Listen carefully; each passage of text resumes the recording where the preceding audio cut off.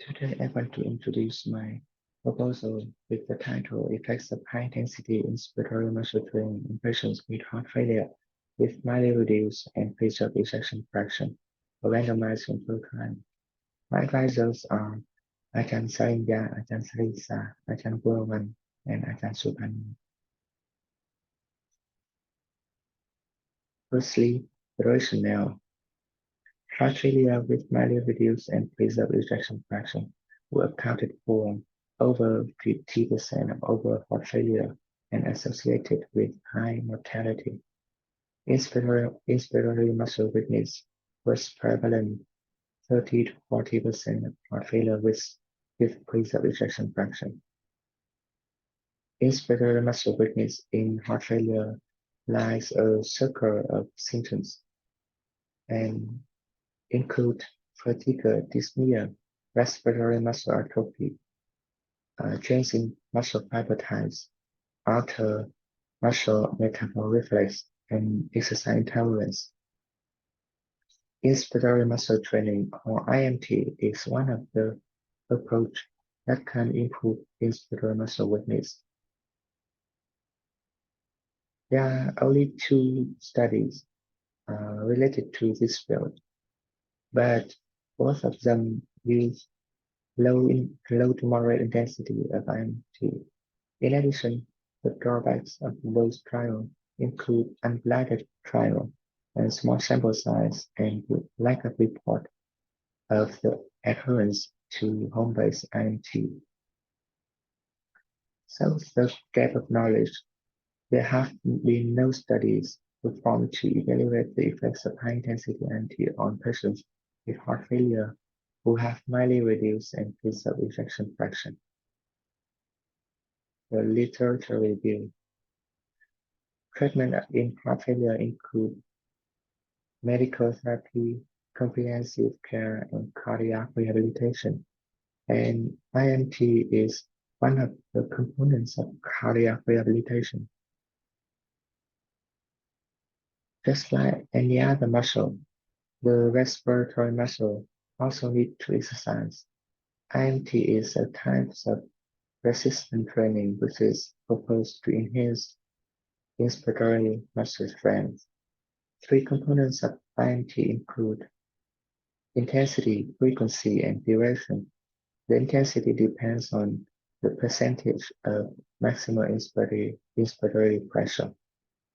The maximal inspiratory pressure is a parameter which reflects inspiratory muscle strength, include diaphragm and intercostal muscle. A higher MIP value implies that stronger inspiratory muscle.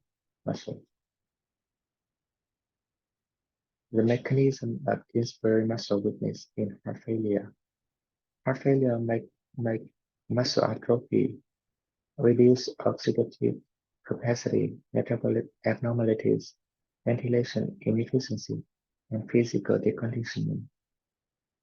The inspiratory muscle weakness could be affected by some other factors include aging, nutrition, obesity, medication, and comorbidities. The inspiratory muscle weakness will generally define as MIP less than 70% of predicted value. The mechanism of IMT in heart failure.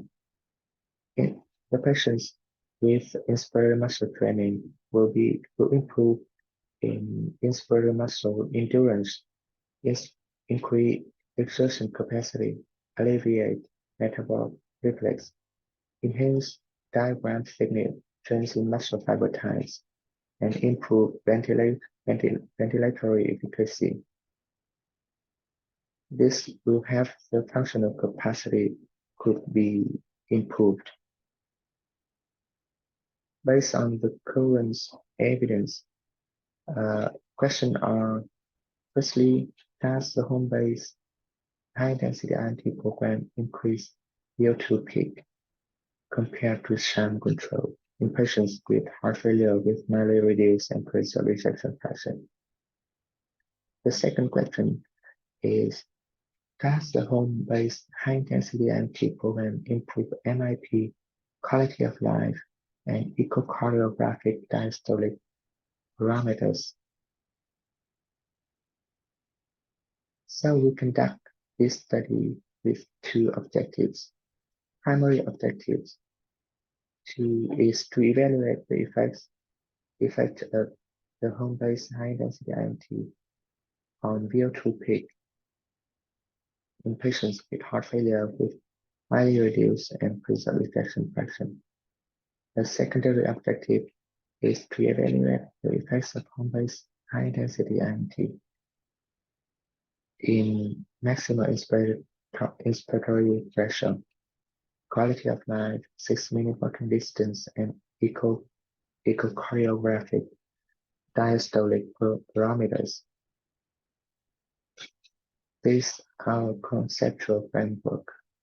The inspirator muscle weakness could be affected by many factors, and inspirator muscle training could help to improve the strength, speed of shortening, power output, and endurance of inspirator muscle. By that way, primary and secondary outcomes may be improved. The research methodology. We use randomized controlled trial design. The target population is heart failure patients with mildly reduced and preserved ejection fraction, and sampling population is at heart failure and heart outpatient clinic of King Chulalongkorn Memorial Hospital. The inclusion criteria is the patients with heart failure, mildly reduced and preserved ejection fraction with NYHA class 2 and 3. Some exclusion criteria. It comprises some contraindicated of training or some factors could affect the outcomes. The randomization method, we use block randomization with a block of 4 and 6 in a 1:1 ratio in 2 groups. Cardiologists, physical therapists, and researchers are blinded to the patient's allocation group, and participants are blinded to one other intervention.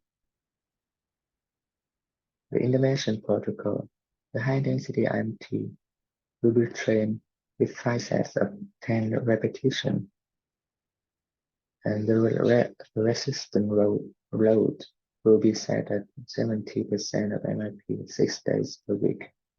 The intensity of training will be set at 30% of MIP in the first week, 50% in the second week, and adjusted weekly to keep at 70% MIP from the third to 8th week. The SUM IMT, the intensity will be maintained at 15% of MIP, 10 minutes per session, and 6 days per week. Is the consult row diagram. The study endpoints, the primary endpoint is the change in VO2 peak at 8 weeks. The secondary endpoint include MIP 6-minute walking distance, quality of life, and echocardiographic diastolic parameters. The compliance management, we use logbook, telemedicine, and checklist. To measure the outcomes, we use some measurement methods, include CPAP, 6-minute walk test, spirometer, echocardiography, and EQ5D-5L questionnaire. It is a data collection timeline. To calculate sample size, we set the power at 80%, and the alpha level is 0.05. We calculate the power for VO2 peak using data from previous similar study. The results show that 12 participants per group is necessary to achieve adequate power with effect size coherence of 1.256. The sample size for two groups is 24 patients, assuming that 15% of patients will drop out of the study. Total participants is 29. The statistical analysis in intention to treat analysis will be considered. The normality of the data is examined by Shapiro-Wilk test. Independent t-tests will be used for two groups, continuous data normally distributed or Wilcoxon regression tests or non-normally distributed data. The statistical significance level is p-value less than 0.05. The ethical issues. The cardiac rehabilitation is not implemented as a mandatory routine in concurrent memory hospital. So comparing to a high-intensity IMT program with sham control allows for a fair comparison to the usual care group while ensuring a non-biased and blinded study design. We provide consent form and give the patients the opportunity to ask any question, and participants can withdraw from the research at any time. This is my study timeline, and I'm in the first step. Some limitations. Some problems with the compliance could arise, but we use telemonitoring and diary to alleviate the limitations. Thank you very much for your attention.